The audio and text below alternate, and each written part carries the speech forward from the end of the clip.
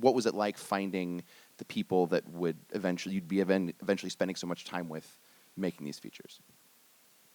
I started writing 154 about 4 years ago. It was a 3-year process, just going back and forth with people reading the script and whatnot. But from the moment I started writing it, I had the lead actor in mind, but I did not want to approach him. I knew him. I had met him as far as, because back home I'm also in the acting world and the hosting world, and so I had met him through something that I had done, and I liked the way. I met him right before he was about to jump from the highest bungee platform thing in North America, and he was this 14-year-old kid at the moment and at the time. And when I met him before he went up, he was very timid, calm, very reserved. But then once he got up to that highest platform thing, he was different. He was standing straight. He was grounded. He was like ready to fight and go at it and with just really go at it. And this is something that when I met him, I was like, this is exactly what Tim should be and would be. So right away I had him in mind. And after that he did amazing. He was the lead in one of I don't know if you guys know Xavier Dolan's films, Mommy, that went to Cannes and all of that. He was the lead actor in Mommy. He was the kid in there in that, and then he had done other films where huge success. So he was an amazing actor. Then my other actors, I met him through. I had met them before, and because it's a mix between young teenagers. 15, 16-year-old teenagers, but also they have a lot of experience. Like one of them is Sophie Nellis. She was in The Book Thief and things like that. So they know a lot of they have a great craft, and once they got all together, actually on set, because we shot in a real high school, that's something that I really wanted, was to shoot it with, to be really authentic, to shoot during school hours and during recess and whatnot. And so there's a scene where it's happening at the cafeteria over lunch, and there are 1,200 students there, and I threw my actors there and be like, okay, this is the scene we're doing, blah, blah, blah. But I asked them to all always call themselves by their roles' first names, never to break character. Coming from the acting world to me and knowing how I needed to shoot this film, and I needed them to always be in characters. And the great thing is that, and they had to train, they had to, running and stuff like that. So they were really devoted to the film, and it was a beauty to work with them all, and great actors. And then it's just, they're like speed cars. It's just like you can throw them on the track and they'll do it, and they'll do it. But then after that, the beauty with them is that you just have to, do a little bit of adjustments here and there, and then you start. The psychology of actors is different for each and every one of them, that you can't talk to all of them at the same time. The same way you would talk to other actors. One, they'll need a huge backstory. The other one, don't talk to him. Just let him do one take and then adjust from that take. It's very different. But it's it was a great process, and I met them all. But Antoine, the lead actor, I knew I wanted him from the get-go. And another thing you said that was interesting, shooting in a high school and getting the benefits of actually being there. Yeah. I feel like all four of you have sort of benefited in your films from shooting in an environment where you can sort of capitalize on the nature of where you're shooting. Was that something by design, or was that something that just sort of happened over the course of sort of developing the story? I mean, for me, it's something that I've like to do a lot, and it goes to a bit of a process that I like to work with, and it doesn't work for everyone, but I use a pretty stripped down process. So our film essentially had zero lighting other than practical lighting. I think we had a couple kinos that we used in a couple scenes. And that's not just a budgetary thing. I mean, obviously when you're an indie filmmaker and you're, making features, you're almost always working on scale, so you have to figure out ways to work around that. For me, it has a lot to do with building tone and atmosphere for your actors. So When I'm working, I try and strip away as much of the sort of apparatus and mechanics of filmmaking as possible, so I can really place my actors in a space and have them respond. And I find that that's a useful tool in terms of the way I operate, because I tend to use a mix of professional actors and non-actors. And I think it's something that benefits both of them quite a bit. Usually most of the larger roles were professional actors, but there were a number of roles, and one of the bigger ones, the guy who plays Eric in our film, he'd never acted before, which is like my favorite scene in the film. It's really nice. But Joe Buffalo, the guy who played that role, benefited, I think, from us creating a setting that allowed him to feel really comfortable there. And we have a number of sequences in a slaughterhouse, and what we actually did is brought Jared in. And again, this is something that you have to be mindful of with your actors and knowing your actors. I'm lucky Jared, who's my lead, comes from a pretty blue-collar background, and you can just sort of throw him in, and he's really comfortable with that.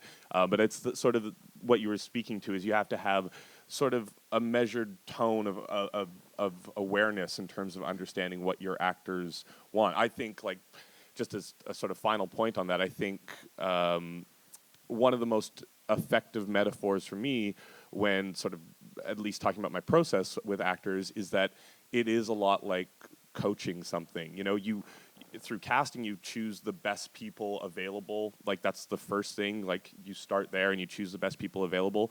But you can't, go out and ask someone to score a hat trick or hit a game-winning shot. Like, your actors are only going to do what they're actually able to do, and your ability or your job as a director is to facilitate a space that is going to make them as successful as possible. Like, I really don't believe in, like, the macho bullshit, like, bullying your actors into a performance thing. I think you can do that if you're, like, a total sociopath, but you have to be able to actually, like, live with yourself doing that. And I think it works very, very rarely, and I think it's a bit of a myth. I think there's a much healthier process that yields much better results. So. Yeah, I work pretty similarly to Kevin, but I think maybe I take it maybe even more to an extreme, perhaps out of necessity, because I live in an island, there's no film community, no industry, and I started making my short films in Halifax where there is an industry, but even then I worked with a combination of non-professional actors and professionals, just because my stories, I couldn't find people in a union. The people that were coming into, like, the casting room just did not look like the characters I was writing. They looked like models, and they just didn't seem to have anything authentic. So I would often do a mixture, but then when I moved, back home, I made a short film, and I tried to bring somewhat the industry model of making a film to this island. So I was shooting film. I brought, like, my DP from Montreal, actors from Halifax, and it just really cut down on our shooting days a bunch, and I just was, like, creatively frustrated.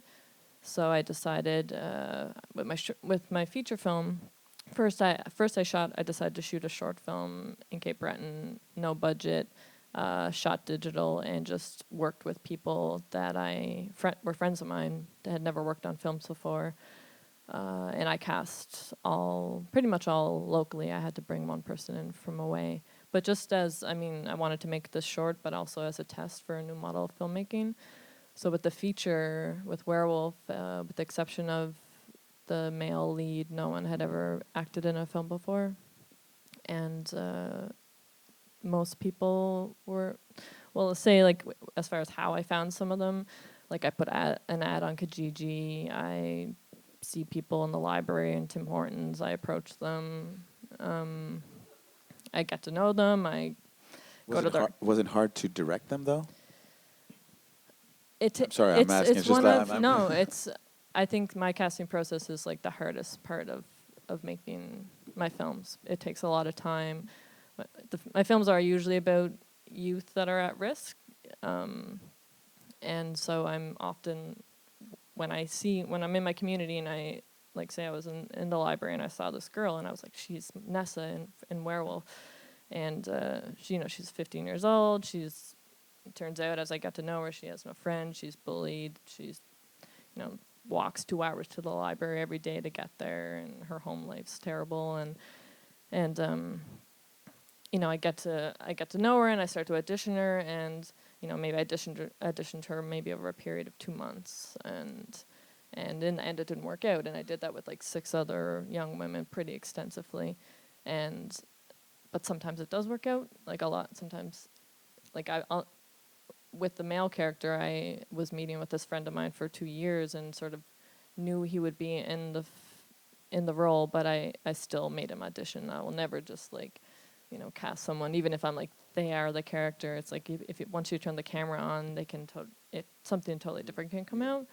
So it's like a pretty extensive process to try to find a non-professional actor who is like has that authenticity, but also has enough stability in their life that they can actually, go to set and work, 8 hours. I mean, it depends. Like, I think I could shoot a film with some of these other young people that I was auditioning if I decided to shoot once every weekend over a period of a year or something. But I shot for 5 weeks straight, and so it just demands something different. So that process, it takes a lot of time. It's really delicate, and it's really emotional, and it's complicated, like human relationships that you're trying to negotiate. So yeah, it was sort of pretty unconventional. And then when my lead actress I found on Twitter, and I messaged her. I saw her picture on Twitter, and I messaged her to come for an audition. And she was a theater actress. She was 19. So I had my 2 leads, and then we were casting supporting roles, but pretty much most of the supporting roles are people just in their real life jobs.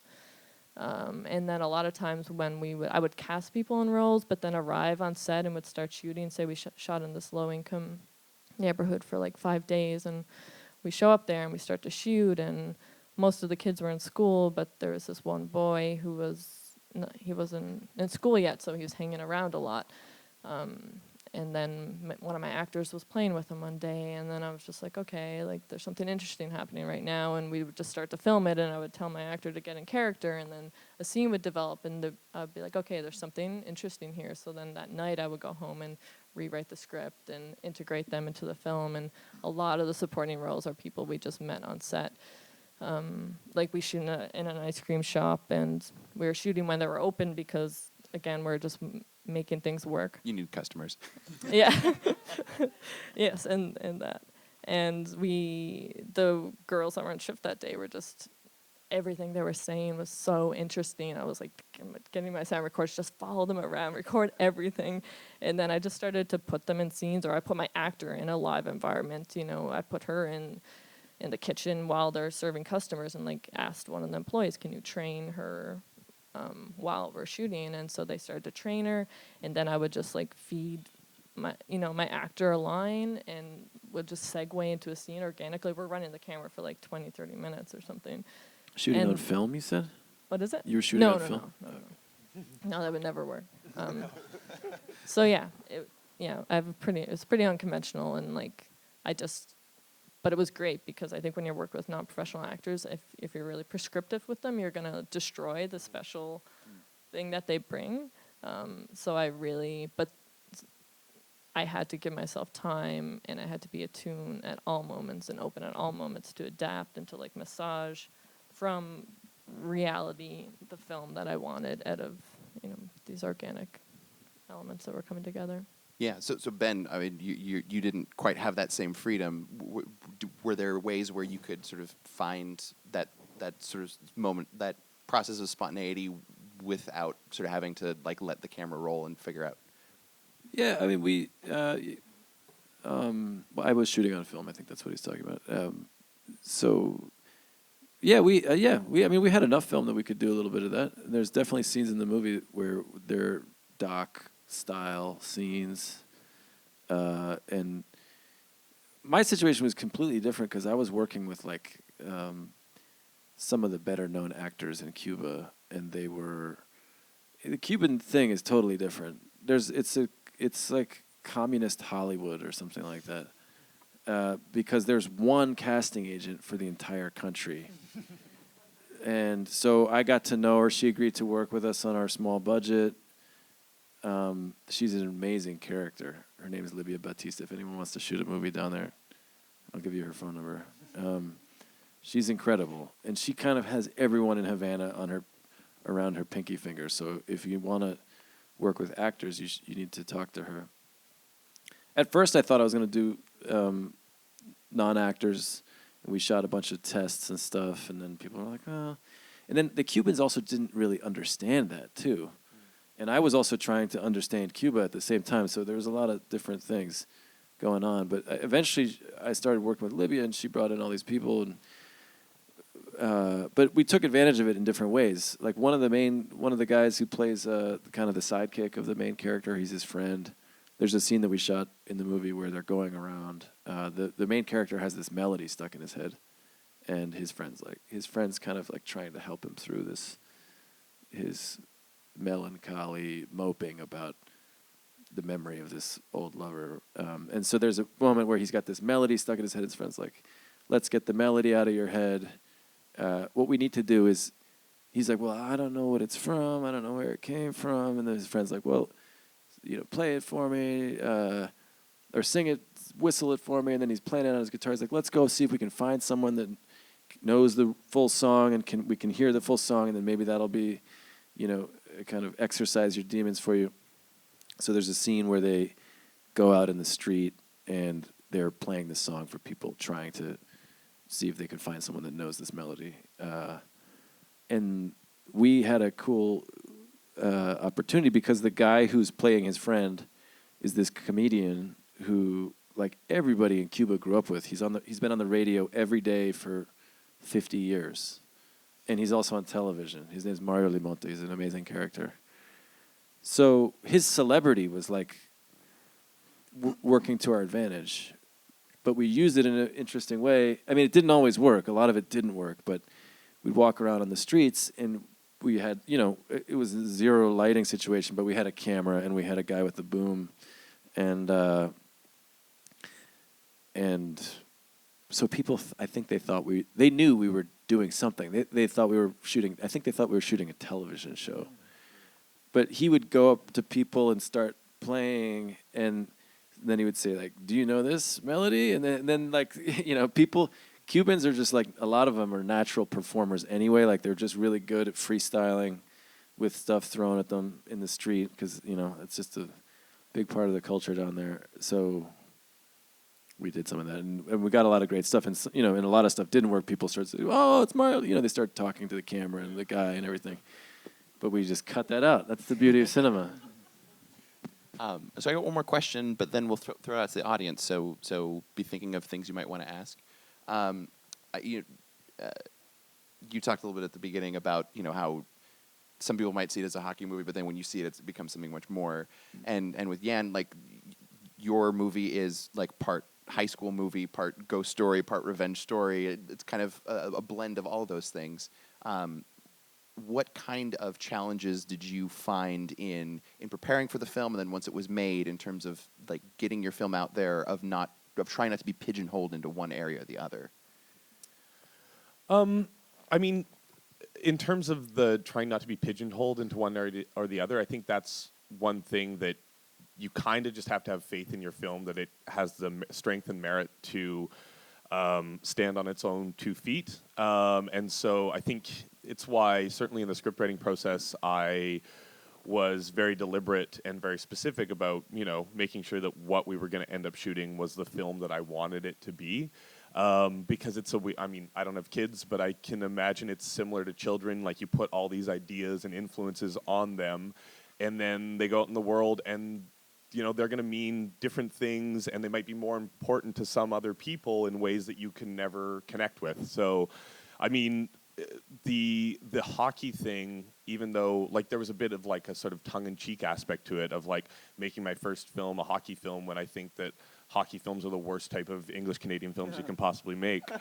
And so they're like, but that was just sort of like, a sassy thing at the beginning. But it was actually a really good entry point, because in terms of talking about institutionalized violence, to me, hockey is the largest cultural institution. So that's why I was using it as this entry point.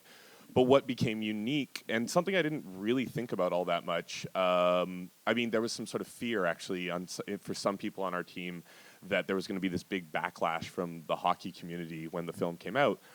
And one thing I didn't think about in a strategic sort of way is what a useful entry point that became for people who would never see a film like ours.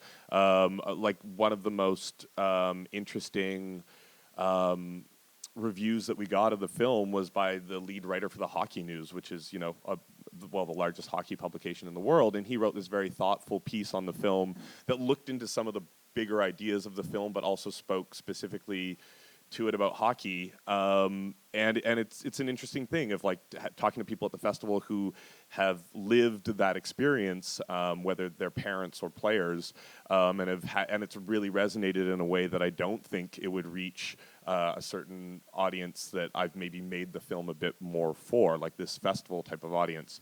But again, if I think I had to, I'm a hockey fan myself, like I know the sport quite well, so I can actually speak to it, and I think that that's important too, because if I made this film but was also trying to pivot away from hockey the entire time and like constantly be like, oh, it's not a hockey film, it's not a hockey film, I think that's problematic. You have to sort of own what you've done.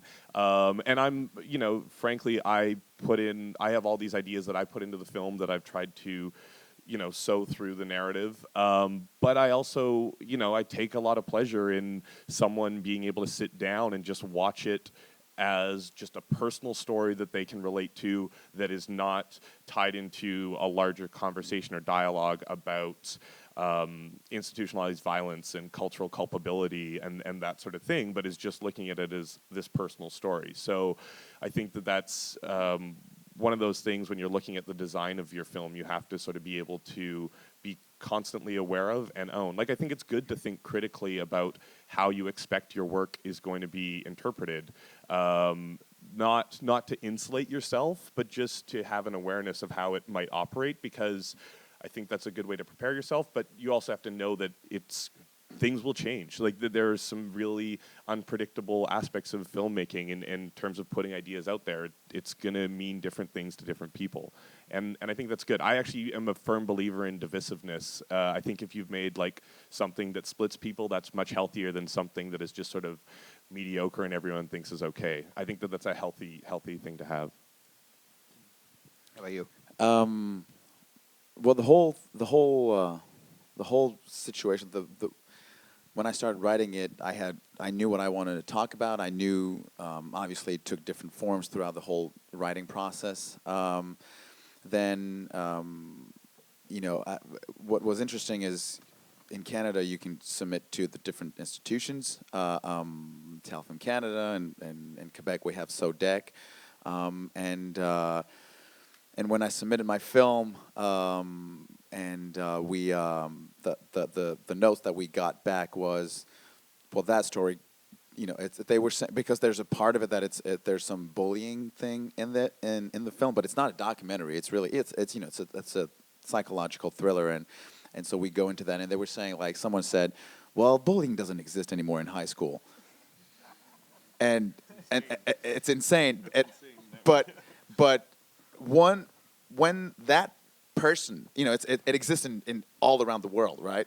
And you read about it every day. But when that person, that institution tells you, and they're the ones gonna give you the money, right, to make the film, when they say, we don't think it exists anymore, then you know that you better find other ways to make your film.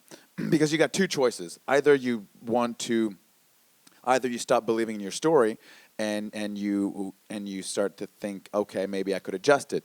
Or you're like, well, I think you're wrong, but which means that I better find other ways to make the film. And my producer and I, we found this other producer that had a little bit of money, and that producer told us that, look, you would need, you know, 10 times more money to make the film than what than what you can have here, but we can find solutions. And so I decided, of course, let's do this. And then to me was to stick with that story, and I agree with you that, I mean, the one thing I think in the movie theater, the most important thing is no matter if you're making a comedy, horror film, sci-fi, drama, whatever, the most important thing is that at the end of the screening to be feeling emotions, to be feeling something. If someone comes out of the movie theater and is like, "What you think?" I don't know. Then exactly, it's the worst. Your film did not work. But I believed in my story. I knew. I didn't care really about what. I knew what I wanted, and I knew how far I wanted to take some of this stuff. And people question you throughout the whole process, which is completely normal, and it's good because it's healthy because when they question you, you have to question yourself, and then it improves your work and it deepens your writing, and it deepens the scenes and all of that. And also talking with your crew helps as far as believing in your crew, saying like at some point, they were all backing they were all behind the story, and they said, "Let's do this." But they said, "Jan, this scene is, I would suggest we try to figure out a new way of making because the way you've written it, we won't be able to."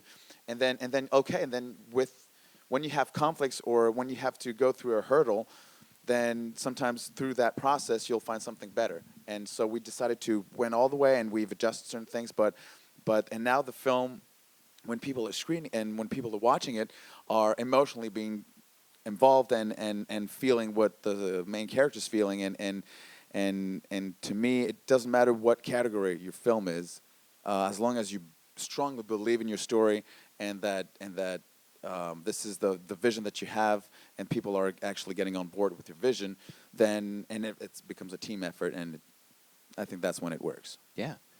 So, if anybody out in the audience has any questions, we have a mic? Let's start right here.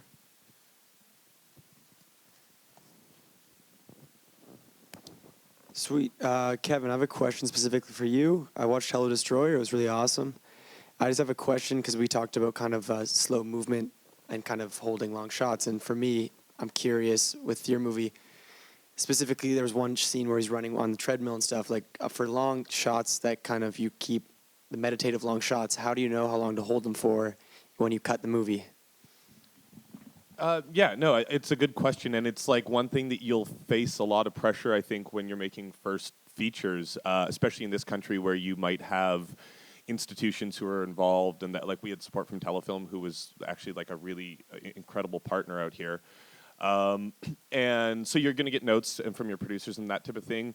And one of the most obsessive ones that kind of drives me crazy, I don't know if you guys dealt with this a lot, is like this obsession that first features should be 90 minutes long. It's like it's just this thing that people get obsessed about. And I mean, we cut a lot from this film. I think the film's an hour and 50 minutes now, but I think it was 2.5 hours when I first assembled the film. And it's a bit of a hard question to answer so specifically in terms of like knowing, oh, that's how long it needs to be. It's a bit of a gut feeling thing. But I mean, the one thing I would say is know your story beats well and know the function of that scene. I'm a big believer, and if you can really anchor yourself in knowing the thematic and conceptual goal of your film, you can answer those questions super easily, like more than knowing your script, more than shot lists, more than any of that preparation. I think if you can really identify what are the most important thematic and conceptual elements of your film, it makes directing so much easier because you sort of go back to those answers very quickly. So for the treadmill scene, for example, we're trying to illustrate in that scene that he is not only stuck in this place, but also that he's exerting all this energy while stuck in this place. So you need to, duration-wise and looking at the performance, you need to actually feel that. You need to feel him getting tired. So like you could get the basic information of that if that shot lasted 10 seconds, but I don't think you actually...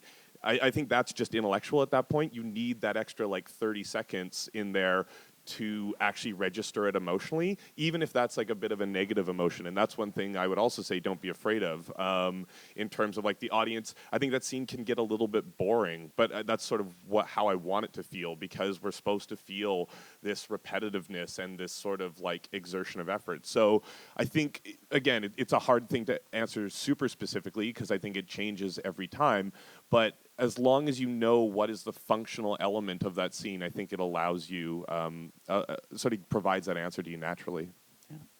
Anybody else? Let's go right here to the front.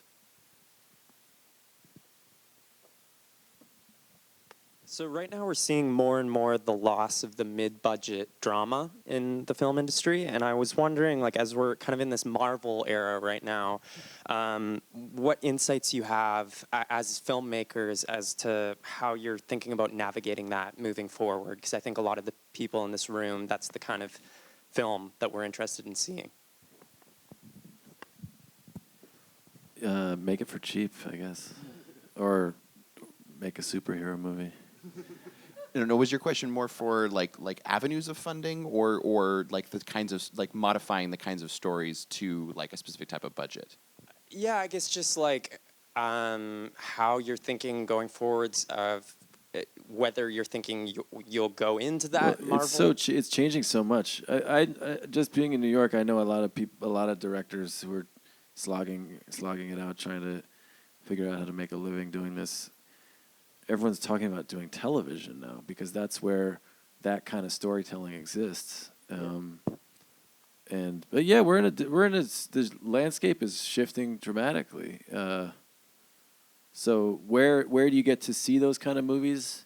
Do they even get distribution anymore? Are they on streaming? You know what I mean? Like, it's a shifting thing. I think you have to kind of change your approach probably every project. But maybe I think you should also make a film that you want to make and tell a story that you want to tell. Because if you're just trying to, if you're into sci-fi, amazing, great. If you're into horror, then great. I think because the whole process, it's a long process. It takes a while, and you have to believe in your story. If you don't believe in your story, then you won't be able to defend it, and you won't be able to tell it.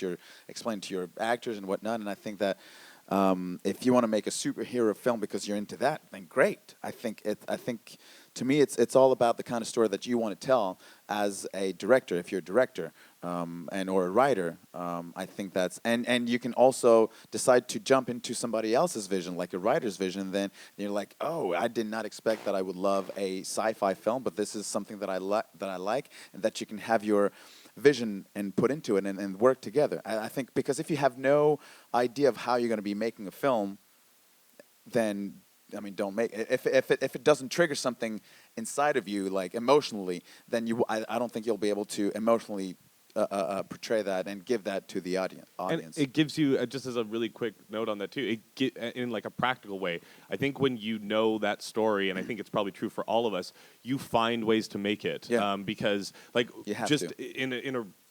to give you a perfect example, like we lost more than half of our budget. We had a big funder in this country pull out 2 months before we went to camera. And that was like a devastating thing to deal with, and it really sucked a lot. But at that point, I think because you're so committed to the film, you find ways to do it. And I mean that as actually a hopeful thing, not as a depressing thing. I think if you're not that committed to your story, that's when it's easy to be like, well, And also, we got fucked, we're going to move on. and also that good storytelling is economic. Yeah. It's not. That's why so much of Hollywood's terrible, because they have too much money.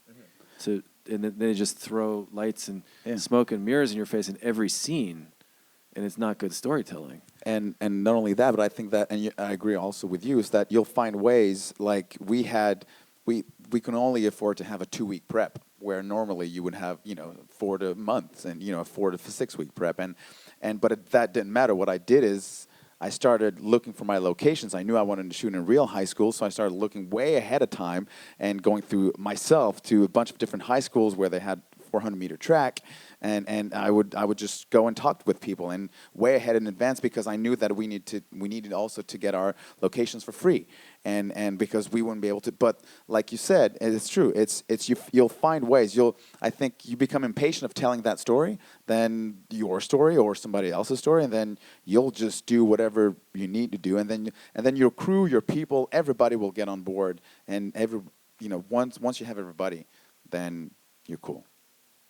But you got to believe in it. Anything to add to that, Ashley?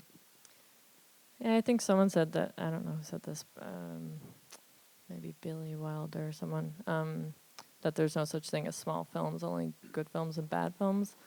I think that, like, I don't know, I especially think in Canada, if we're, like, trying to play by Hollywood rules without a Hollywood budget, that we're just setting ourselves up for failure, like trying to be something we're not. And I just would encourage filmmakers to just like play by your own rules and figure out what works for you and the story you're trying to tell, and just focus on that, and trying to feign being something that we're not is just, I think, makes bad films. I completely agree. Any other questions? Yeah, right. Let's go right here. So this was kind of a first for a lot of you guys, like first features for you three, and then this was kind of like a Cuban-American relation film, especially right after the reopening of the border. So I was just wondering, what was your biggest takeaway from this experience making this film, or like the biggest thing you kind of learned from the experience? Anyone want to hop in? You want to go ahead? Yeah. Yeah, I'll try to be brief because I'm sure there are more questions and I know we're getting to the end. My biggest takeaway was not so much like a practical one, but it's one that I would actually I actually just want to say in this room, especially because I am a BC-based guy, and I'm assuming a lot of you guys are BC-based as well. And sort of goes to Ashley's point that it's like, I think there's all this pressure as a first feature because it sort of sets up your career in a lot of ways. And I mean, you can make a bad first feature and recover and do it, but there is a lot of focus and attention on a first feature. So I can't reiterate Ashley's point enough that it's so important to, regardless of genre or anything, just make bold work that actually speaks to you. I think it's way better to fail doing that than fail at something where you're just trying to fit it into a market. I really deeply, profoundly believe that as English Canadian filmmakers, we need to start thinking of our films as foreign films as opposed to films that fit into an American market just because we share the same language.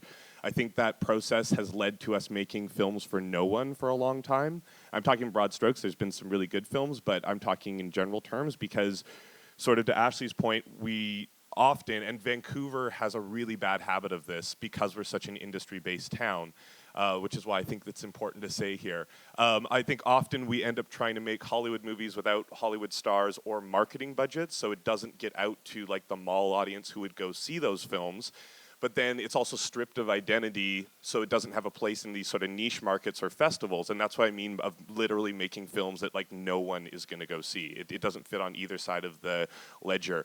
So the biggest thing that was I knew that sort of going into it, and that's something I felt for a long time, but now having the film out, the thing that I feel even stronger about is just that, go out and make something that has identity regardless of genre.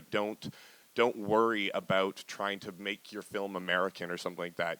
I think we need to own our sense of identity a bit more here, and I think that only helps elevate everyone in this room as a community. Ooh, yeah. Yeah, I think to build on that and almost somewhat to be a contrarian to some of the things we're saying about getting feedback. I'm sort of interested right now. My producer and I have been talking about what if with our next film, after making this one sort of outside the system and far away from our funders, we never got a note from anyone, and we carefully chose the few people who are our closest friends to actually show a script to or show a cut to, but even that we're kind of what if in the next film we did not show it to anyone and we did not get any feedback and we didn't learn or from what other people have to say, what kind of risks would we take with the film, what would the finished film feel like, and if we weren't worrying if someone picks up this little narrative detail, or if we weren't worried about someone getting bored and how long a take is. I think just that's sort of radical to just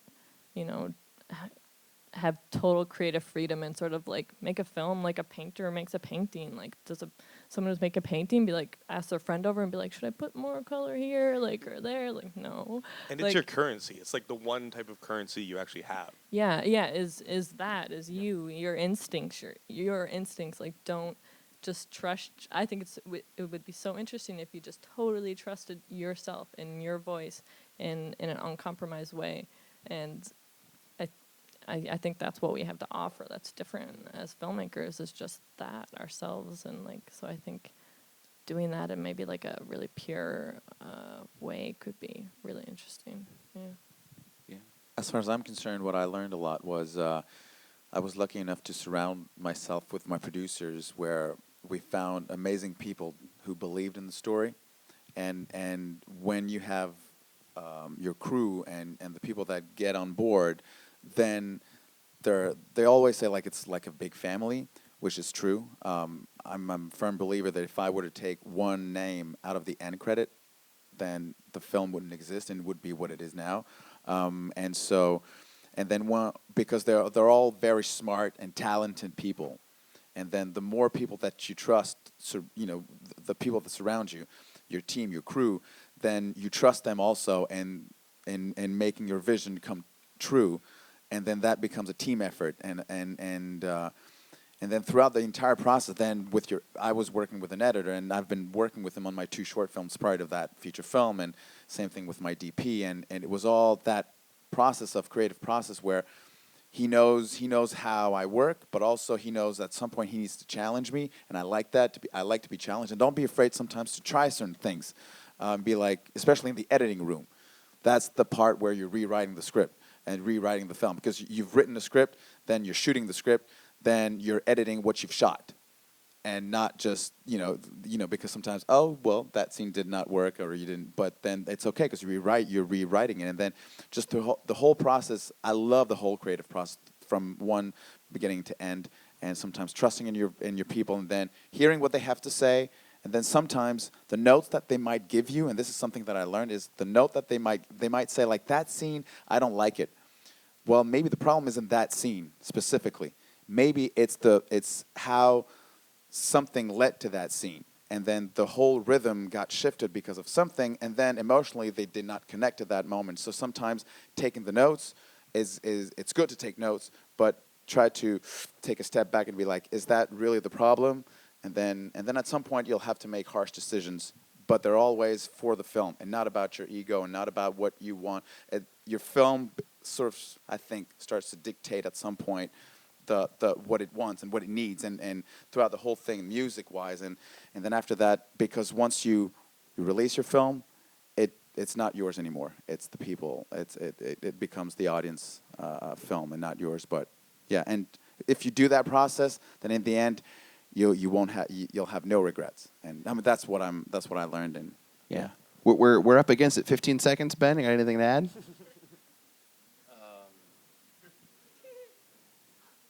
Take 30. Well, I don't know. I've felt the same way as all these guys. I'll just add a very quick thing, which is my film actually was shot 4 years ago, and we went through a really long process of getting rejected by film festival. Like at first I was like, fuck it, I'm not going to listen to anyone. I'm making the film that I want to make, and no one wanted it. And my producer was like, it's too fucking long and confusing, and so it was a real educational process in learning how to deal with feedback, and also learning about making some compromises for, you've got these different gatekeepers at festival programmers, distributors, who are going to be trying to shift it one way or another for different reasons. Some of them are artistic, some are political. And for us, we were dealing with this cross-cultural thing where the Latin audience reacts one way, the English-speaking audience reacts another way, and you're trying to make this thing that's realizing your vision, your dream, and then sometimes you're following an impulse or a dream, and you don't even know why or what you're going for exactly until you start to see the pieces come together, and then you realize maybe I should have done this thing a little bit differently. So you're kind of, it's a ambiguous process. There's a lot of ambiguities, and I think you just need to stay open-minded and keep pushing forward, and then it'll find its way somewhere interesting. There you go. Well, Kevin, Ashley, Jan, Ben, thank you for joining us. And Thank you for having us.